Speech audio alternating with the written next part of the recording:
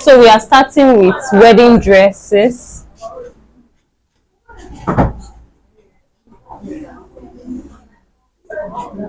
Now, before I start with these wedding dresses, just a short stuff. You know, this is like almost your last topic in fashion school, like your last structured topic. Like you're making this outfit. This is like the last outfit that you're going to make in fashion school. Besides the Facebook ads that we're going to do, so I'm going to have a small scratch at fashion business management. Okay, so we're going to do Facebook ads, bad marketing, mad marketing. So now the question is, after fashion school, what next? Challenge a lot of people have when they are done with fashion school. I am not training you for you to go home and start making corsets for people. That's not why we're being trained. Your goal of let's have a small conversation. Mimi, what's your goal of coming to a fashion school? Your big goal, your big picture.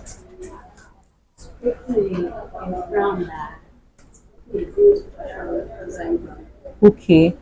So one of your goals is to open a good fashion designing brand, right? Okay. Brand. Okay. So what's your goal of coming to a fashion school for upgrade? Okay. So you already had experience, you already had customers before now, right? But you saw a gap. You saw like some things that you weren't doing so well. So you wanted to upgrade so that okay. So how about you? From fashion school.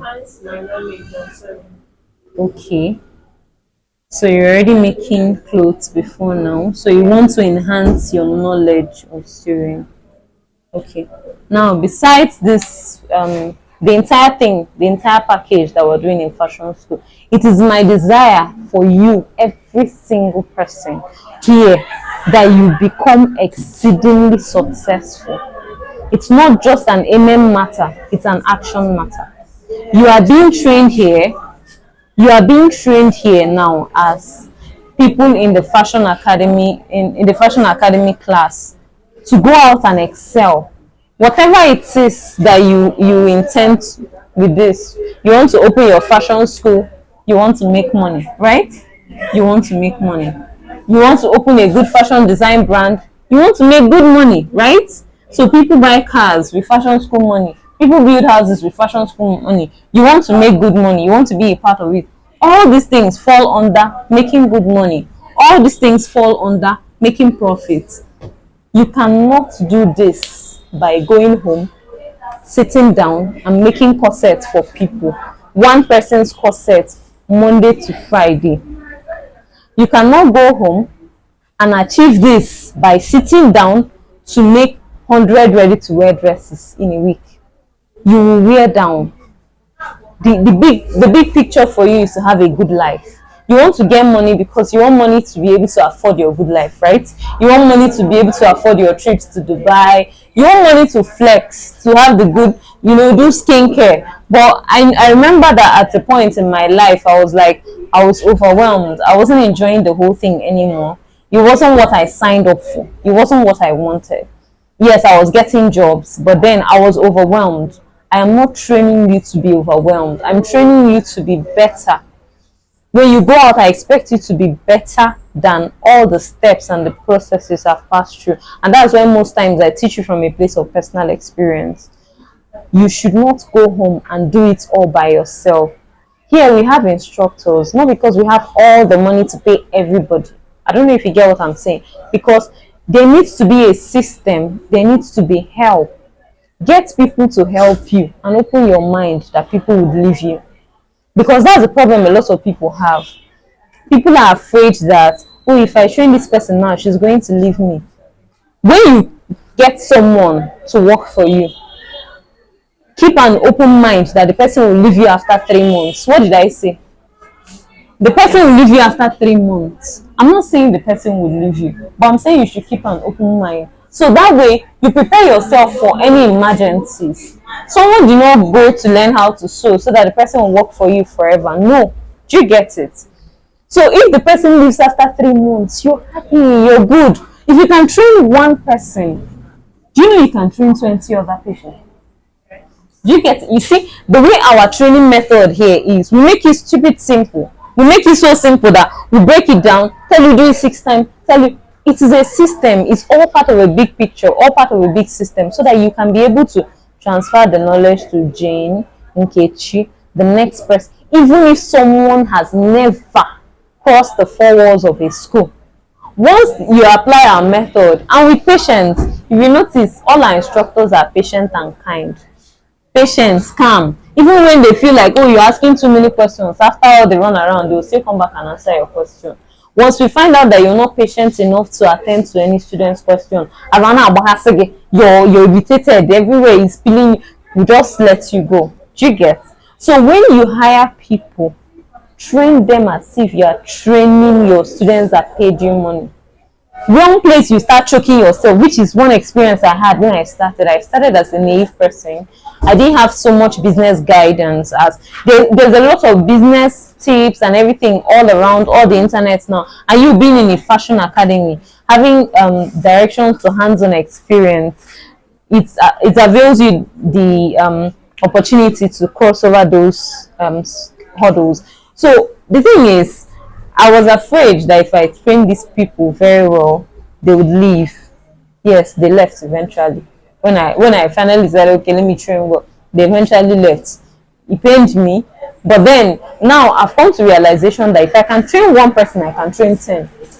If you have apprentices and you train them to do certain things for you, keep a good mind that they will leave eventually, and make plans, alternate plans and arrangements. When you go home, even if you're working from home, even if you're the only one working for yourself, I don't expect you to take the work all by yourself. Even if you don't have a shop, don't go and sit down and sew corsets. Don't go and sit down and sew ready to wear for anybody. Hire somebody. And don't hire and pay by salaries. It will choke you. You will get frustrated. That's why, yes, I can have like 5 tailors working for me at a particular time. I don't have money to pay 5 tailors. They are going to work out their salvation. They are going to work out their salaries. I don't know if you get what I'm saying. I can't hire you and pay you, okay, I'm going to pay you 50,000 naira in a month. Okay? When you come around on Monday, you're going to have menstrual cramps. On Tuesday, your boyfriend is going to break your heart. On Wednesday, your father is going to fall sick, because by the end of the month, you're going to get your money. And the person that hired you is going to be an understanding person. I'm not being out here in a quarter. So that was one of the mistakes I made when I started out my own fashion brand. I hired tailors and I was paying them salary. So even if I give them a kimono gown or something simple, pencil skirt to me, how much the pencil skirt here to put on a paper phone? Irritate. There was this anger about, oh, I'm paying you by the end of the month, I'm supposed to meet up and raise this money. You're not doing it. But now, if you come around, you work with me as a tailor, you choose to press your phone all day, be my guest. You're not working for me, you're not working out anything, I'm not paying you anything. Do you get? So even if you're working alone in your room, hire somebody. Wherever it is you are, hire somebody. Find somebody, or at least know your sense. Now you're working join half an inch. Do you get? Join half inch sewing allowance, or join the iron it like this, or may iron. You are not paying salary. Sometimes greed makes people want to pay salaries. Let me explain this. If you have mass production, like if you have a lot of things to produce, you feel like, like maybe if I'm paying 1.5 per outfit, let me say I'm doing ready to wear. If I'm paying 1.5 per ready to wear, before the end of the month, person would have produced like 100 ready to wear pieces. Let's do the calculation together. I'm paying 1.5 per outfit. Oya will produce 100 ready to wear. That means by the end of the month, the person will be getting 150,000 in a business that is not even her business. And I'm buying flour, and I'm buying. You see where greed is coming in. You are not thinking that clothes that you're paying her 1.5 for, that your customer is paying you 5,000 for it. Don't look at when you're starting out. I like to be as realistic as possible. Don't always look at the big markup. Don't always look at, overcharging I'm charging my worth, I'm charging my worth. You're charging your worth, you're charging your worth. There's no money in your account. You're charging your worth, they come to your shop and what a customer na get patronized. Now, the best way to charge your worth is to prove your worth. If you have like 10 people asking you to make an outfit for them, me, I'm not against making corset for 10,000. I'm not saying you should make your corset for 10,000. I'm saying calculate everything that you're meant. If everything you're going to spend on that corset, I'm just assuming, if everything you're going to spend on that corset, everything, my lights, my everything is 3,000, it's not a big deal charging 10k for that corset. You don't have to charge something that you have to come online to prove to people. Oh, I charge 500,000 for this dress. You don't have anything to prove to anybody. Do you get it? So now back to my illustration. I was saying you're not considering the fact that this kimono that you're paying somebody 1.5 to make for you, that your customer actually paid you 5,000. You're not considering the fact that out of that 5,000, let's say you bought extra materials to make it highest. Let me say you spent highest 1.2 on things to make it for 3,800. I don't know if you get what I'm saying. Now the person that is sitting down to do that job, you're not the one sitting down. Yes, you've done your marketing, okay? So the person that is sitting down to actually do that job, you now said, okay, oh yeah, give me 1.5. 3,008 minus 1.5. Can you 2,300. Is it too small for you to keep? Just for you to keep and leave the big girl to leave the good girl life. Just keep, just go say that 2,300. No on phone, or phone, chat to our customers. Let them patronize you. Do you get what I'm saying? So when you're starting business, don't start from a point of greed. Start from a point where you know that when you spread the dough, like those of you that make bread, if you ever make bread or you do pastries, you know that when you spread the dough, that's the only way to rise. If you finish mixing your flour with your butter and sugar and all of that, and you pack it in one place, it won't rise. You have to spread it. That's the only way to rise, especially when you're making your bread and all that. So you have to work with people. You're not using people. It's leverage. It's called leverage. You're using what you have to get what you do not have. You have this knowledge. You go fashion school. How am I going to fashion school? But now they're like, I'm going to get experience working for this person. No, let me go and work for this person. Let me offer my services. You're not a user. Do you get? They are leveraging your knowledge. You are leveraging their skills, their physical strength, what they can do for you. Because let me tell you, even at this point, if somebody gives you you're paying for contracts, right? If somebody gives you a contract to produce 100 kimonos in 1 week, you cannot, because you do not have the capacity. Capacity is not to do it all by yourself. I do not have a personal capacity to train everybody at EREX effectively. I can train everybody at EREX, but not effectively.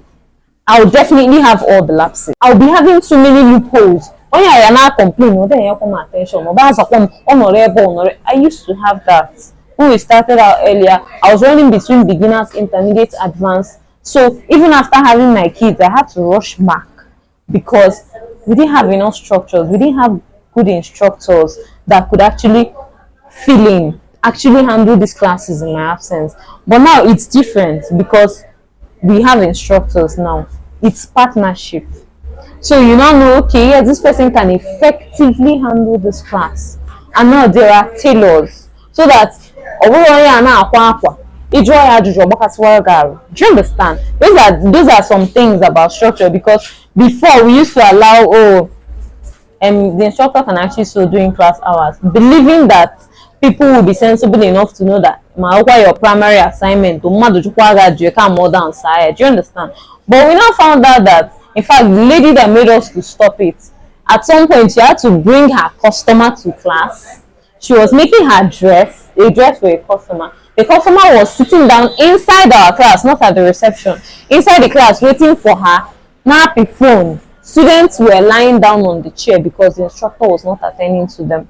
So with that, we had to like close up the system, because if she was being sensible enough, we won't have to close it up. But these were loopholes that we found out, and then we said, okay, fine, there has to be a clear-cut distinction between tailoring and instructing. And that's by the way. So make sure that your markup is not too much. Make sure you don't want to chop all the money alone. Because if you want to chop it all alone, you would die alone. Sorry to say this, but that's how business works. So when you start out, it's not a big girl thing. It's not an I don't have money thing. Because once you sit down to start doing the work, you cannot have a clear head to market. You made mistake buying WhatsApp. Your customer say, how far now? Is the dress ready? How far now? Are you done with my bidding work? Then clear up your mental space to do marketing. I don't want any of you to finish here. I want to be seeing your ads. I want to be like, Bella is doing very well. Make her ads, yeah. See her ads. See all the boasting. Boast online. There's no humility online. Boast. You have something worthy. You should brag about it. Get comfortable bragging about your worth online. If you know how to make the best boo-boo in the whole world, you're not talking to anybody on social media. It's a damn camera. You just set up your camera, sit in front of your camera and start bragging. Just do it. After bragging, post it online, and if you feel like nobody is reading your post, run an ad and your post will go viral. It will not be like that girl that is always bragging about boo-boo. Do you get what I'm saying? From there, things can happen. So but when I come online and I don't even see your ordinary posts, when you come here, nobody tells you don't go live. Like, go live. Put on camera. Just be live on Facebook. It is for you. When you take pictures of your work, post them. Make noise. Tell people, like, views are not go. Like, sometimes people are looking for distractions.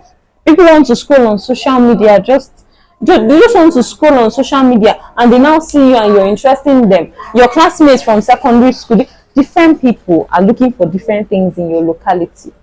Me, I don't believe in competing with anybody. I believe in competing with my big picture and big dreams. And if you come to Nsukka, you're thinking, oh, Nsukka is too small for me to dominate your territory. Do you get what I'm saying? Forget that. Pretend like other people don't exist. The moment you sit down and start telling yourself, oh, there are too many fashion schools, your brain will lock. Sit down and ask yourself, how am I going to produce how am I going to sell 500 kimonos in a month? How am I going to get 500 courses? Sit down with your pen and pencil and the ideas will come. And when you sit down, I'm saying lock off social media. Let the social media rest. Do you get? By the time you sit down on social media, scrolling on everybody's accounts, you're not thinking about your own self. You're not making posts. You're not thinking about the way forward. Then nothing is going to work out for you. Because I don't expect that you train at EREX. So maybe you paid 610 for the full package, 250, 610, 360, whatever it is you paid. By the time you are done, you are not making money out of it. But that same struggle, that same hustle that pushed a lot of people out of this business. There were many people who go on a fashion business. And my wife, Azumbu, they don't have their life again. Their marriages are breaking. Yet, you find out that, okay, this person is always better in this area than me. So you delegate. Whether it's better or it's not better, you train the person. If you don't, and when you're training, don't keep in mind that the person will stay forever. And if it's something like an apprenticeship program, don't expose everything at once. If an apprentice signs up with you and create a course outline that will last for the period of 1 year. Create a course outline that will last for 1 year. Program him and how you take it normally that you know it will take 3 to 6 months. Do you understand? You spread it into 1 year. It is not wickedness, it is self-preservation. Because you know, okay, this lady was able to do what she did last year because she knew that she had learned everything. For me, I felt she was not really good enough yet because she had a lot of lapses. I couldn't actually give her a customer's clothes to handle. It's that bad. So I wanted to actually work on some of those lapses and mindset thing by January. So she left because she felt she has learned everything. If your people feel they have learned everything in 3 months, they will leave. Do you get? So they will leave. So what you have to do is create a system where they won't get to learn everything in such a short time and have opportunities to go away.